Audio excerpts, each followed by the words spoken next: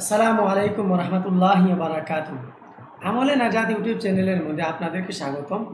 আজকে আমি আপনাদেরকে জানাতে যাচ্ছি যে প্রতিদিন 3 বার এই দোয়াটি পড়বেন। এই দোয়াটি পড়লে জান্নাত পাওয়ার আশা। আমরা যারা মুসলমান তারা সকলেই আল্লাহ রাব্বুল আলামিনের কাছে জান্নাত আশা করে, কারণ জান্নাতের দেওয়ার মালিকও আল্লাহ, জাহান্নামে দেওয়ার মালিকও আল্লাহ। আল্লাহ চাইলে আপনাকে আমাকে ক্ষমা করে জান্নাতে দিতে পারেন, তাও আপনাকে অবশ্যই চেষ্টা করে যেতে হবে। এখানে দেখতে পাচ্ছেন এই দোয়াটি আপনি প্রতিদিন 3 বার করে পড়বেন। আল্লাহুম্মা ইন্নী আসআলুকাল জান্নাহ, অর্থাৎ হে আল্লাহ আমি আপনার কাছে জান্নাত চাই।